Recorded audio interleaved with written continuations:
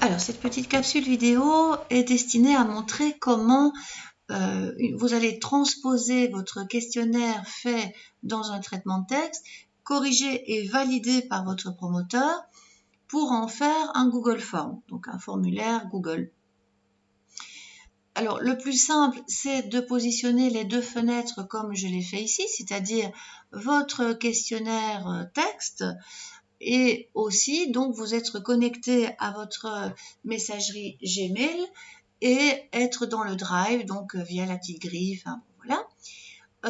On clique sur Nouveau, comme déjà montré précédemment, plus pour arriver à Google Form. Je signale que moi, je prends toujours formulaire vierge, mais que les modèles sont assez intéressants. Je vous invite à aller les visiter pour vous donner des idées de questions. Il y a des grilles, il y a des échelles linéaires, etc. Mais bon, comme ici, mon formulaire est conçu pour montrer tous les cas possibles intéressants, en gros, vous pouvez aller les voir, mais ce que je vais expliquer va correspondre à ce qui vous donnera des exemples en tout cas. Donc ici, je vais sur formulaire vierge. Voilà, donc je suis dans un formulaire tout à fait vierge que je vais évidemment nommer. Alors, rien ne m'empêche de profiter quand même du copier-coller pour ne pas réinventer la roue.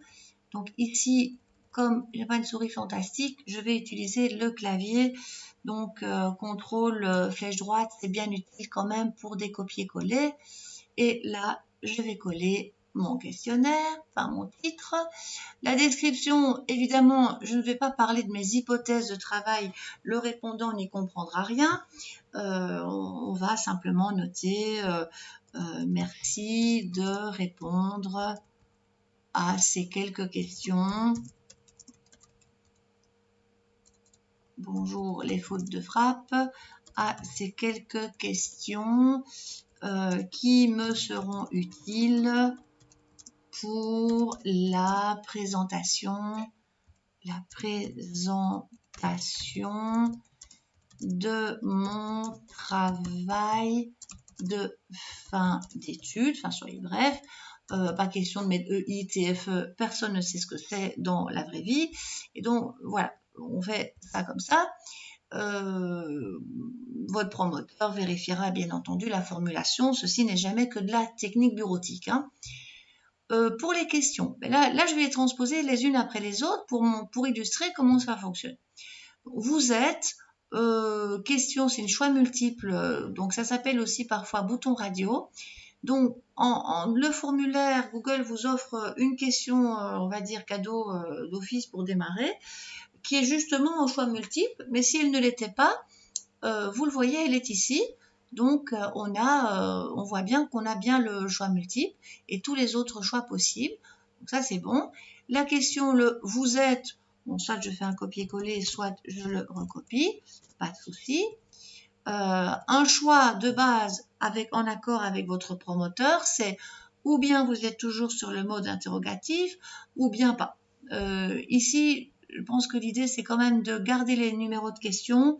Là, on ne va pas y couper, on va devoir les noter manuellement. Il n'y a plus de numérotation automatique, à ma connaissance. Cela dit, vu que c'est corrigé et validé, il n'y a plus de questions à rajouter ou à enlever, hein, donc on est sûr des numéros. Donc voilà. Alors, au niveau des options, là, ça peut très bien se copier-coller. Donc, si vous avez pris la peine de faire des bonnes formulations dans votre travail, vous pouvez parfaitement copier-coller ça. On clique dans la zone de l'option, on colle, on vérifie qu'il n'y a pas par le paragraphe trop copié. Voilà, on est bien là-dedans. Et en fait, le autre, ça, c'est pas bon. Il faudra aller vraiment le mettre avec ajouter autre, parce que l'autre, c'est une zone, en fait, de réponse courte où on ne peut pas toujours savoir ce que la personne va répondre. Donc, ménagez-vous des autres systématiquement dans les questions à choix multiples pour être sûr de ne rien oublier. Un petit conseil, allez voir l'aperçu à peu près à chaque fois. Là, par exemple, je m'aperçois que j'aurais intérêt à enlever les A, B, C, D. Donc, pas de souci. Je vais aller les enlever en revenant dans l'onglet du formulaire. Donc là, ça c'est un peu à voir. Limite, je ferais peut-être bien d'enlever la numérotation dans Word avant de copier-coller. Il y a une petite transposition nécessaire. Là, je le fais à la volée et je le découvre un peu en même temps que vous. Voilà, ici, je ferai mieux la fois prochaine. Tac, tac, ok. Ça, c'est bon pour cette question-là. Alors, si jamais j'avais encore un choix multiple et que je trouve ça vraiment intéressant, je peux toujours dupliquer ma question. Ça peut être pas mal parce que, par exemple, ce sont des questions assez proches et vous n'auriez qu'à remplacer les items. Maintenant, si vous regrettez déjà d'avoir dupliqué, vous pouvez supprimer votre question. Pas de souci. Et donc, je vais continuer ma question. Alors, bien penser à systématiquement les rendre obligatoires, enfin quand vraiment le plus possible, sinon vous allez avoir des gens qui ne vont pas répondre. Ça, c'est évidemment un bon plan. Là, je crois que pour la première question, c'est bon.